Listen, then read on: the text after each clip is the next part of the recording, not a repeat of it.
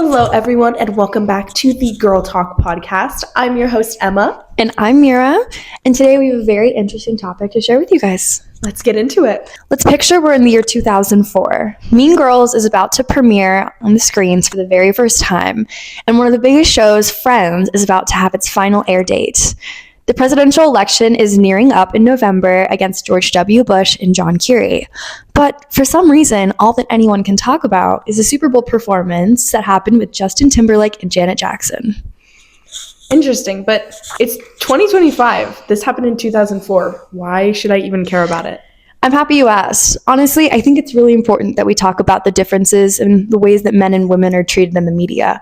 This example really shows what the big issue is and what should be done differently. You're right, and I guess as women who both grew up in the 2000s, we were firsthand witnesses to the misogyny and hypersexualization of women that was happening during this time. Totally. I think it's really important to talk about how the response that happened was not fitting for the situation, and instead kind of go into what would be a more fitting response and what should have happened instead and how they were treated. So, what actually happened to cause all of this controversy? So during the 38th Super Bowl, Janet Jackson and Justin Timberlake were co-headliners. With 150 million people viewing this show, towards the end of the performance, they wanted to make it memorable. And Justin Timberlake was supposed to rip off Janet Jackson's shirt to expose a fun, colorful red bra underneath. But during the performance, when he goes to rip it off, it actually ended up ripping off the entire shirt and bra, exposing her entire breast to the camera and audience watching. Oh no, like her entire breast? Oh, it was bad. It couldn't have been that bad. Just watch. Wow, it really was that bad. Poor Janet Jackson, she must have been humiliated. It was horrible. I mean, didn't both performers make a public apology afterwards? Yeah, actually, both Justin and Janet made a public apology. Justin's apology was taken very seriously. He was even forgiven almost immediately after. Meanwhile, Janet Jackson's apology was overlooked and scrutinized for months, even years to come after. Seriously? I guess that makes sense. I mean, I feel like I haven't heard much of her music on the radio or seen her on TV since the early 2000s. Yeah, it's honestly probably because the CEO of Viacom, which is in charge of all the CBS, MTV, and now the Paramount Productions, blacklisted her music, and her music videos from all of the platforms following the incident.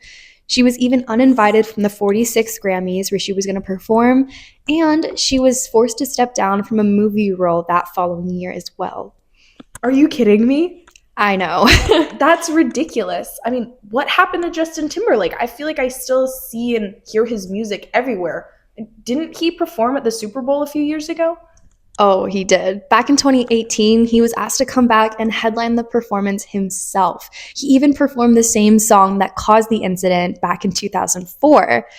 He also was a performer and presenter at the 46 Grammys, which, as you know, the exact one that Janet Jackson was asked to be uninvited from. I hope Justin Timberlake came to her defense at the very least. You would think, but he actually didn't. If anything, he actually tried to step out of the spotlight to put more pressure on Jackson and forcing her to take the majority of the blame. He apologized back in the early years of the 2020s, but it took a really long time for it to get there. All right, it's official. I'm a Justin Timberlake hater. Seeing that Janet Jackson was on the receiving end of all of that backlash and hate, it really puts the sexism into perspective. I totally agree. After evaluating the situation, I think the response from the media and the audience and everyone involved was not fitting for the situation at all. I would have to agree. Ultimately, I think that the controversy was rooted in sexist ideologies that were then perpetuated by the media and her co-star. Ultimately, this led to the downfall of Janet Jackson's career over something that wasn't even her fault. As most rhetorical situations go, I'd say this was a case of the media creating a controversy over something that didn't need to be controversial in the first place. So, what do you think would have been a more fitting response to the situation?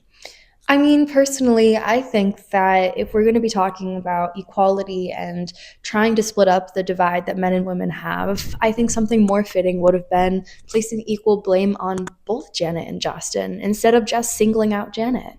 I think that Justin did partially more of this and caused more of the situation by being the one to rip off the shirt in the first place. I would have to agree. Additionally, I think that after both performers made a public apology, they should have just been able to move forward with their careers, as Justin did.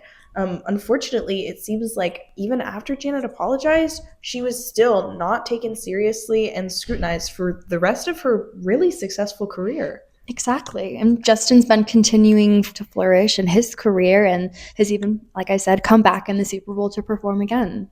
So, Mira, what else can we take away from the situation aside from now knowing that Justin Timberlake is a jerk? I think it's important to think about how an innocent Super Bowl performance ended up reaching not only national but global audiences. Within a couple hours, everyone in the world had an opinion on Janet Jackson's body. Wow. The media is an incredibly powerful symbolic action, especially at the height of the early 2000s. I think that what happened to Janet Jackson ultimately just perpetuated this sexist ideology.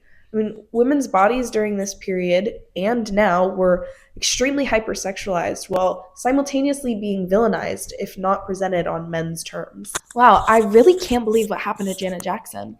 I know. And to think it happens with women all the time. Women are constantly harassed and exploited in the media and then publicly persecuted because of it.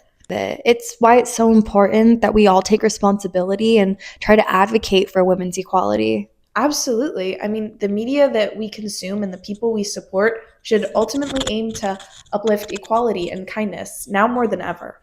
I totally agree. Well, thank you so much for listening to my topic today, and I cannot wait to hear what you have to say next week. Yes, thank you guys for tuning in to another episode of Girl Talk. Please join us next week where we will be analyzing Robert Irwin's new Bonds campaign. Thank you. Totally giving you like that. Okay. Sorry, can you do it again? A little bit that way. Do you want to start? Hello, everyone. Is that?